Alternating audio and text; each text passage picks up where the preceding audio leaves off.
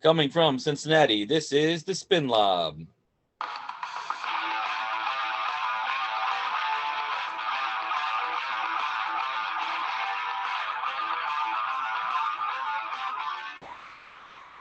Hello, everyone, and welcome to the Spin Lob.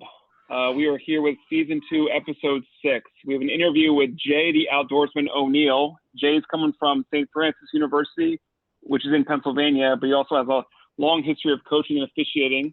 Actually, my brother used to work with him in several different areas back in the day, and he's actually been to Ohio a couple times at our Ohio water polo camp, so we're really excited to have him on board.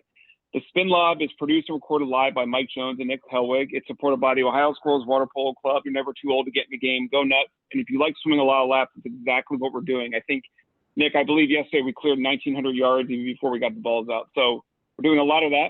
And also by Marlins Water Polo. For the love of the game, there's Marlins Water Polo. This podcast is all about Ohio water polo and how we fit in the national scene. It's a combination of what is going on in Ohio, the Midwest, and at the national level. You know, we're on the brink of things, Nick, here with Ohio opening up a little bit with water polo about to start. Why don't you give us an update of what's going on? Yeah, so a lot of teams got their first chance at jumping in the pool today.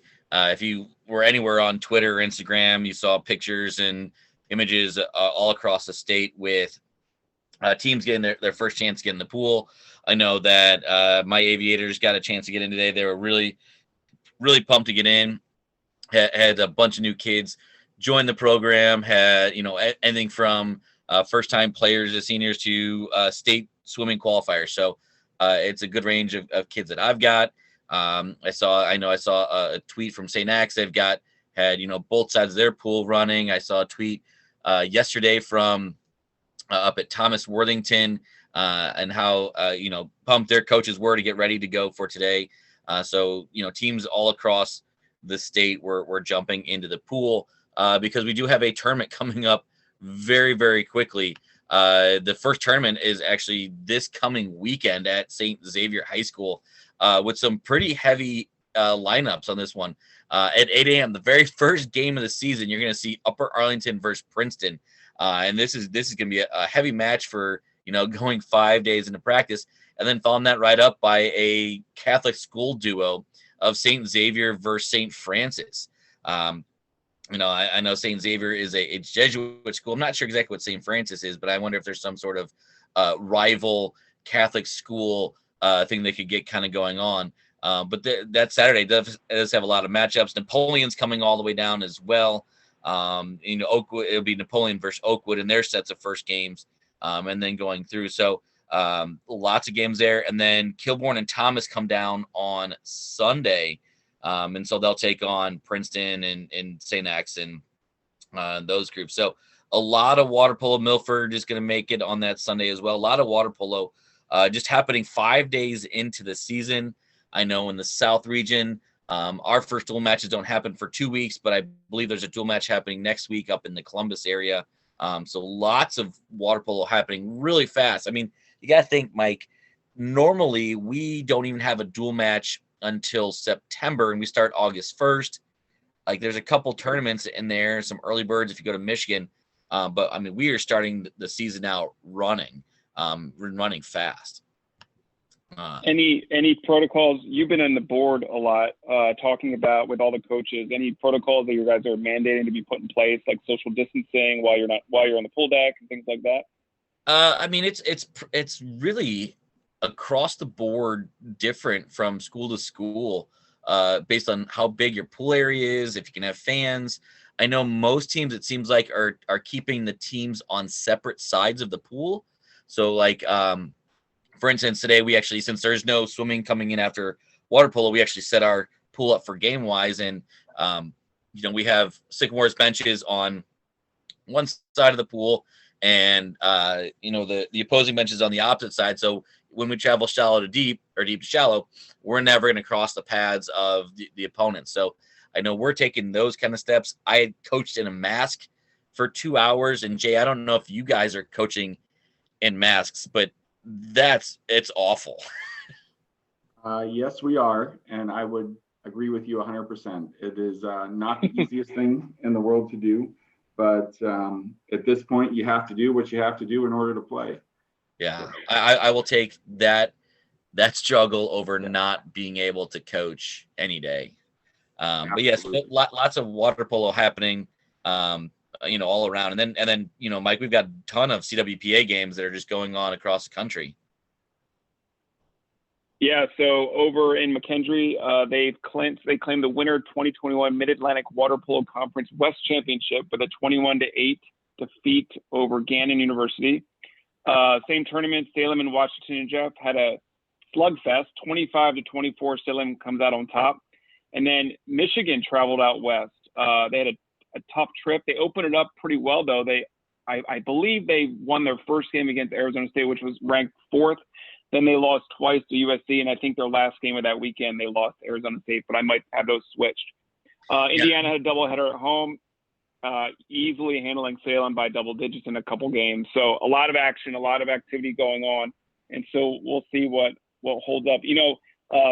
Yesterday after practice, I went and hung out with Jeff Reese for a little bit, who's a player on our team, but he's also a referee locally, and he said Cap 7 has a mask that you can have a whistle embedded in the mask or something like that.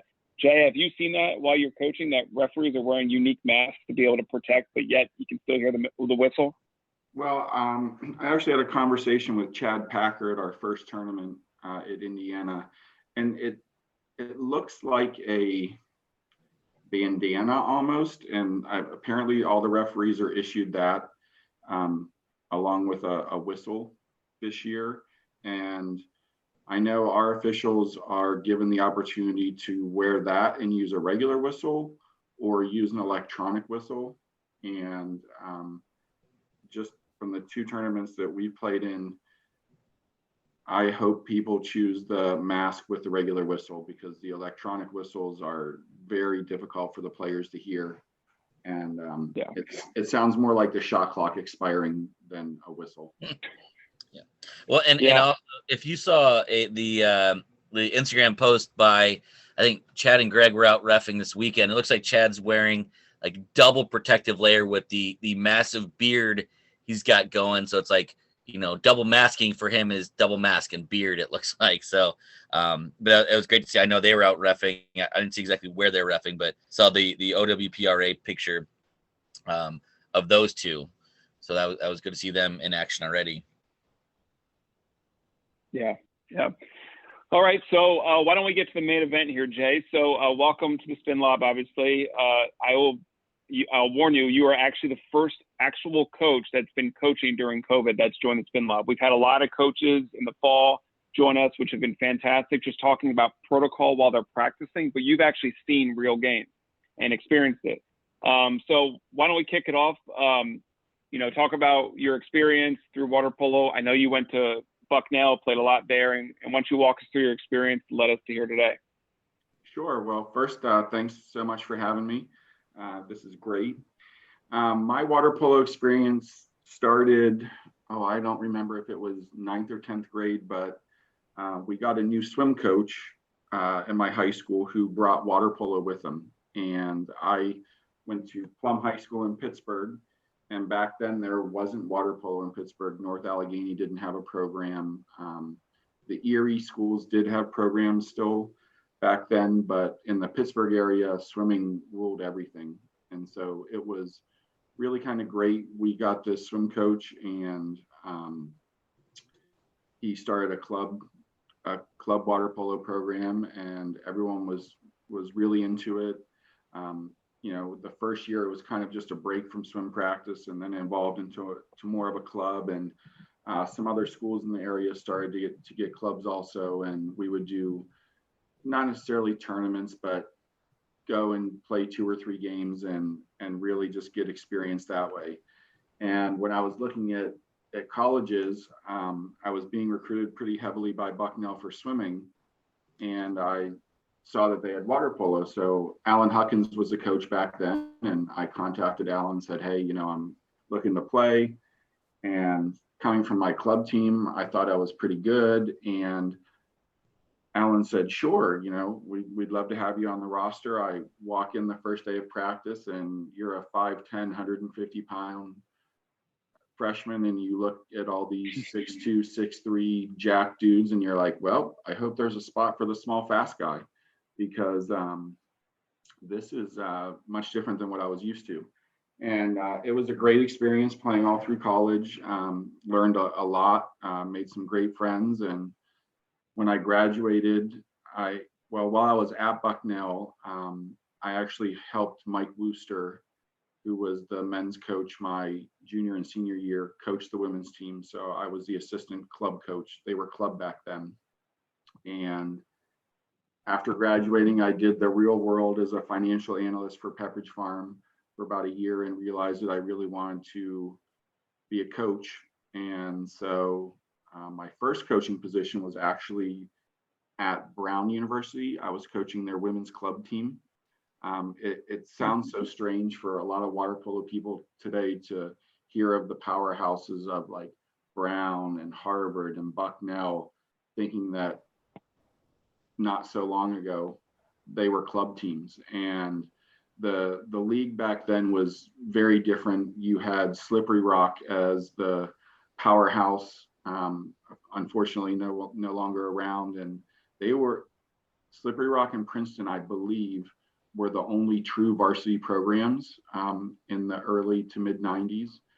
Maryland had a very good club team. Harvard had a good club team. Brown had a good club team. Bucknell had a good club team. Penn State, which unfortunately, again, is still club, all had club teams, and everyone competed together in one conference, whether you were varsity or club.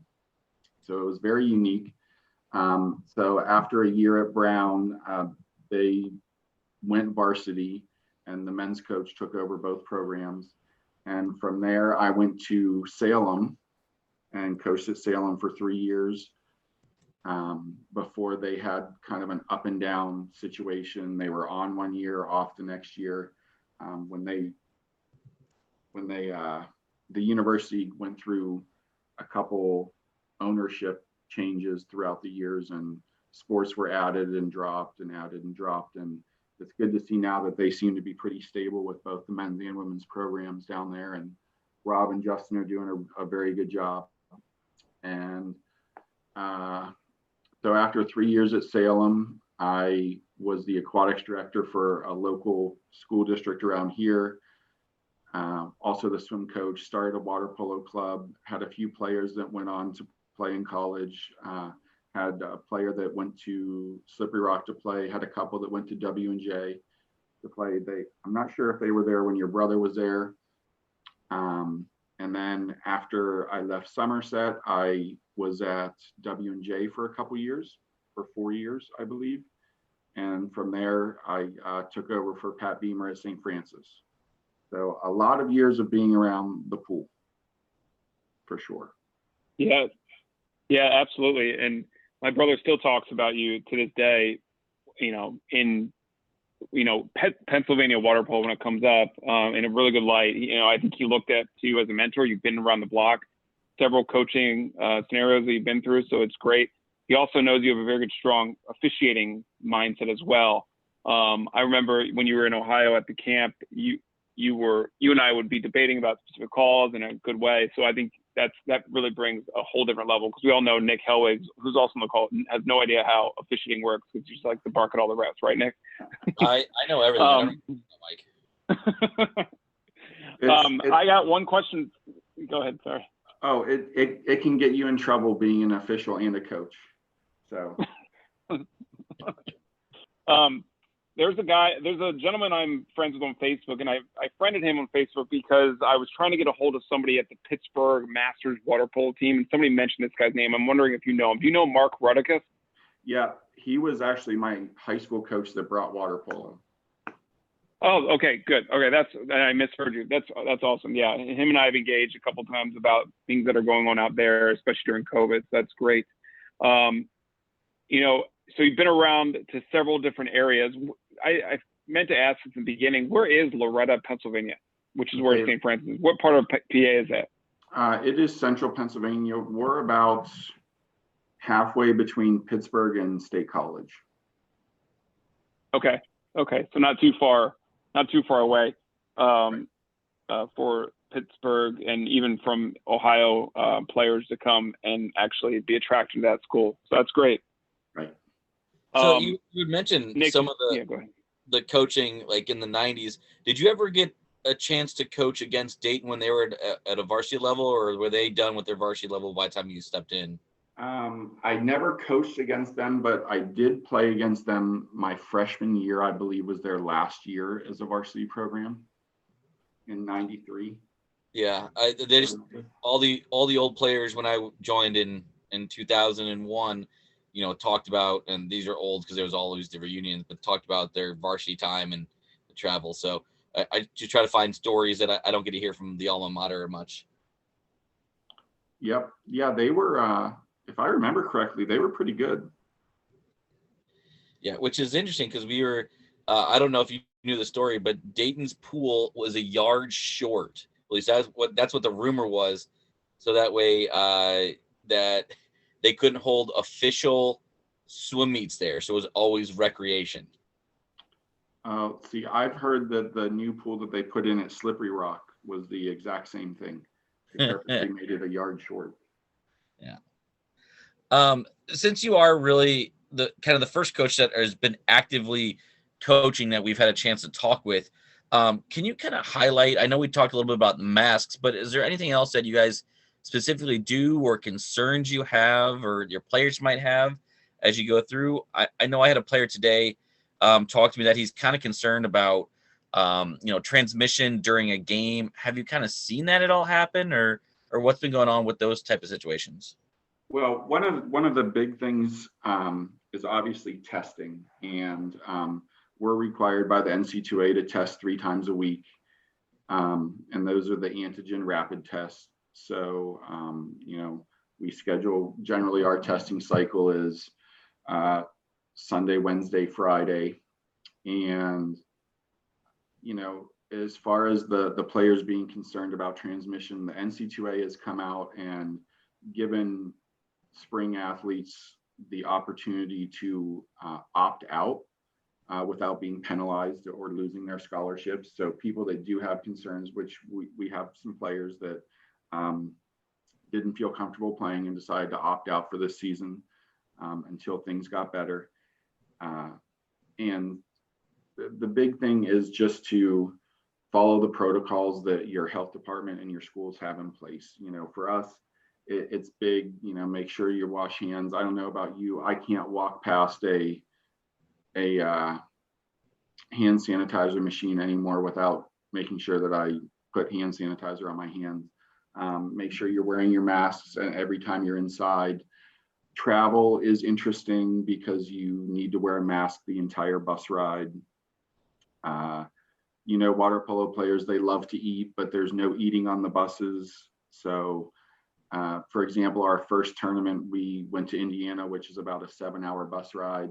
So we left early in the morning and we brought lunch with us, but we stopped at a rest area so the players could get off the bus and spread out and eat.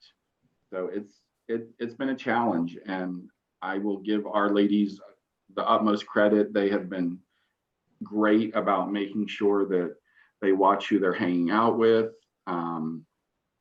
following the protocols at all times, and hopefully we can keep it up. But I think that the big thing that everyone needs to understand, and I don't know that it's talked about enough, is just making sure that you're checking in with the players, whether it's high school or college, because mentally this is as tough on them as anything that they've ever faced.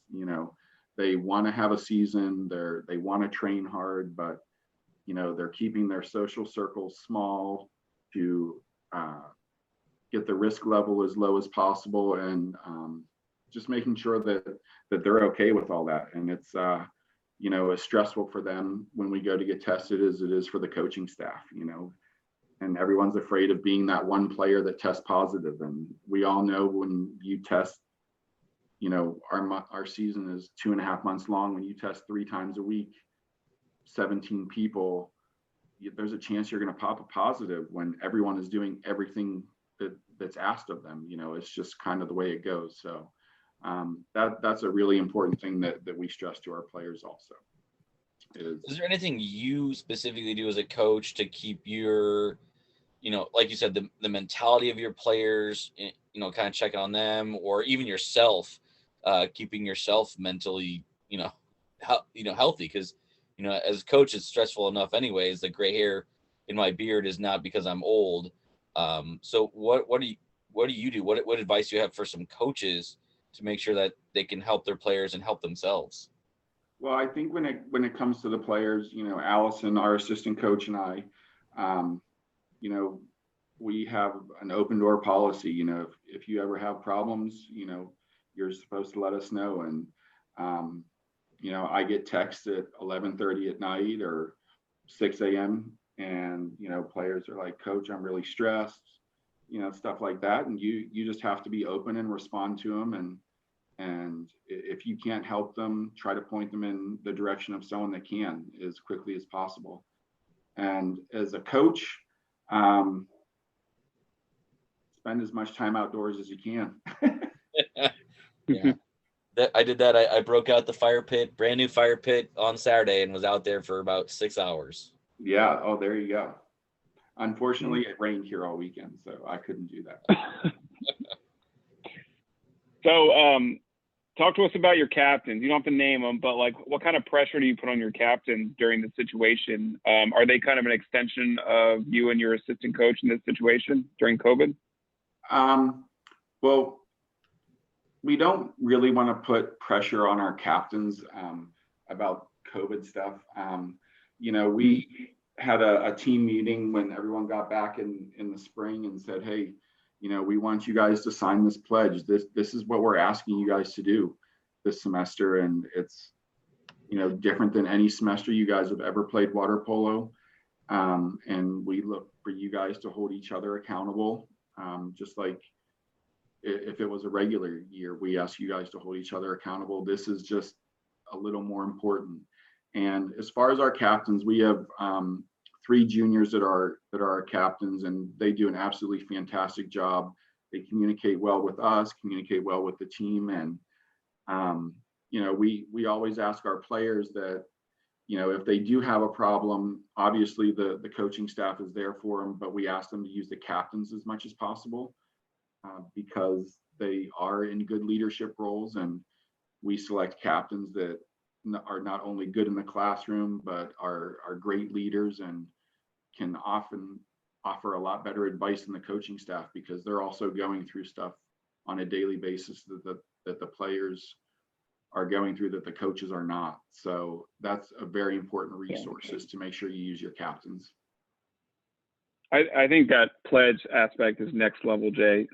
Getting your team together to make that one commitment is awesome. It's setting the stage from the very beginning. We're expecting the accountability from each of you. You should expect that from each other. I think that is completely next level in that kind of coaching. And that just shows you a lot of trust in your players. Your players trust you. So I appreciate that. You don't hear that a lot around any sport. But when you do hear it, it makes you feel good that people are doing the right thing. So I know that you're an outdoors person.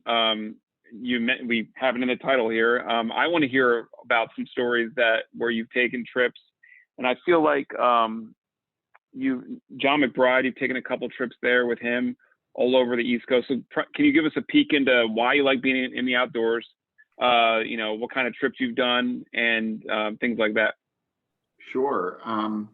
Well, I've always been outdoorsy, camping, hunting, fishing, and I had always been intrigued about backpacking. And my middle child, Emma, is now 15, but so 3.5 years ago, there's a trail that's not far from my house, actually. The trailhead's about 10 minutes away, and it's the Laurel Highlands Hiking Trail. And it's a 70-mile trail.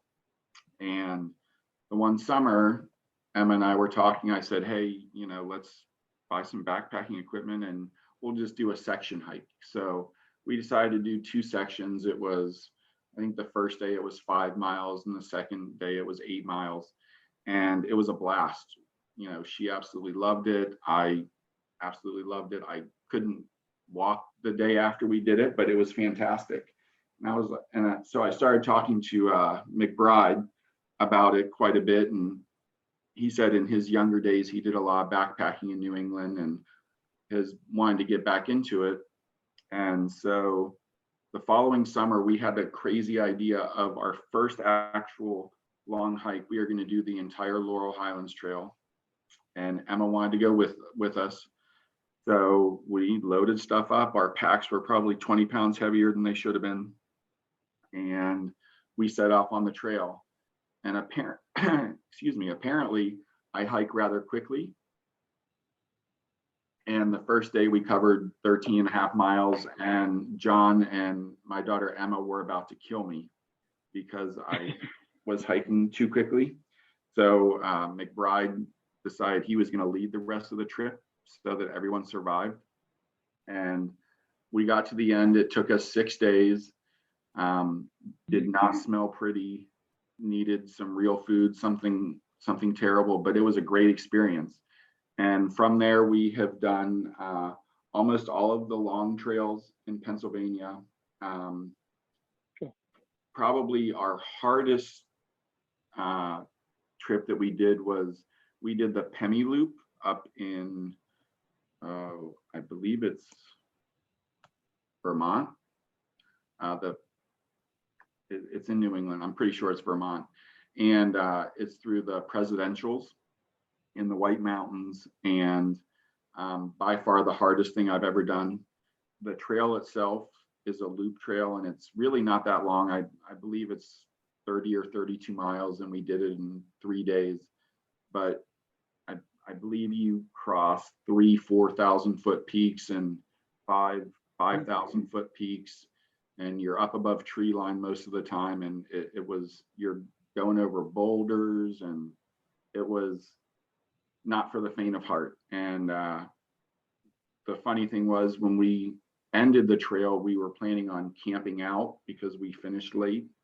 And McBride turned to me and said, "I'll get the hotel if you get the food and drinks for the night." And I'm like, absolutely. I need to sleep in a real bed and have air conditioning and a shower. So that was probably the best decision we ever made, getting a Holiday Inn for the night. It's great endorsement for Holiday Inn right there, right? Yeah. Yep. Yeah.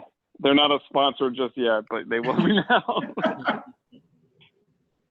Yep. So we go out as much as possible, as much as coaching and family stuff allows. It's just great to get out and get some exercise and be outdoors and really not have your cell phone for a couple of days. It's wonderful. I think that's huge right there, is not having the technology. Like, I think the kids need to do the same thing too, is find a break from that. Take a breather. We took a trip up just to, Hawking Hills, and there was no cell service, which is great because you just kind of sit there and read and sit around and just relax, which is, I think, unwind from technology is what can be absolutely needed at times. Oh, absolutely. We actually, at St. Francis 2 years ago, Allison and I decided that we are going to do a team bonding camping trip. And there is a lake that's probably about 35 minutes from campus. And we got the girls together and said, "Hey, we're going camping for a night." And the horrified looks we got right initially were fantastic. I said, "This is great. We're going to get people out of their comfort zone."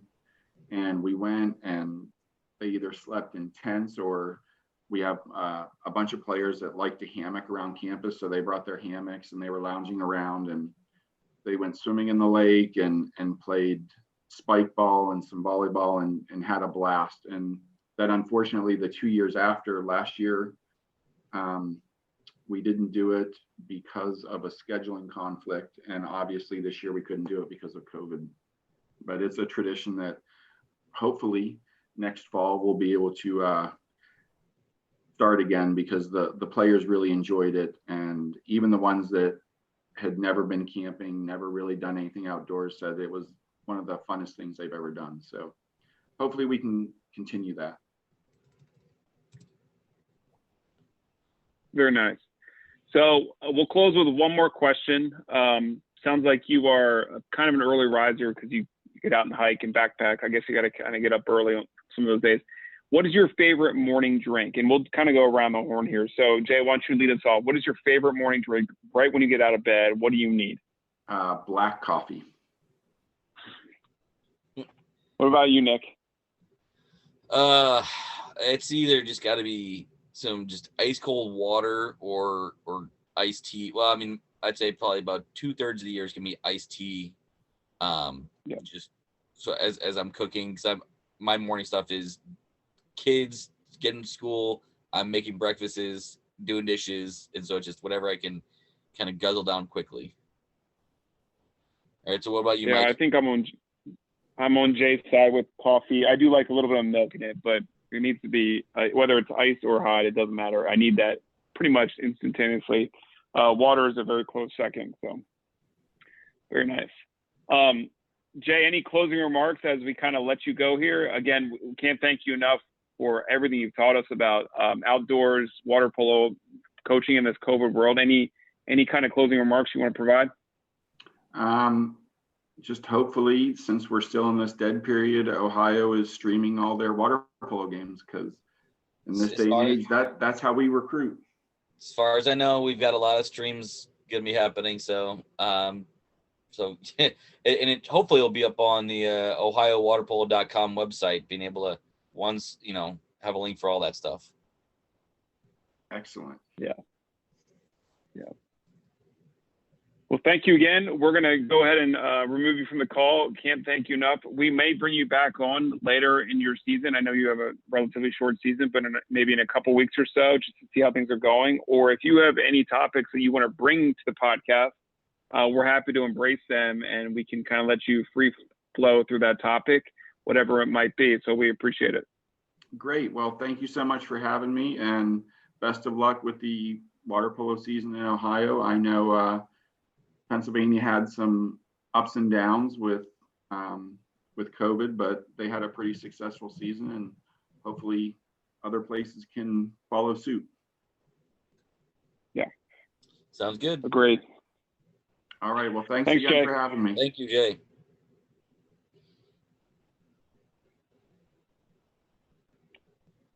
All righty.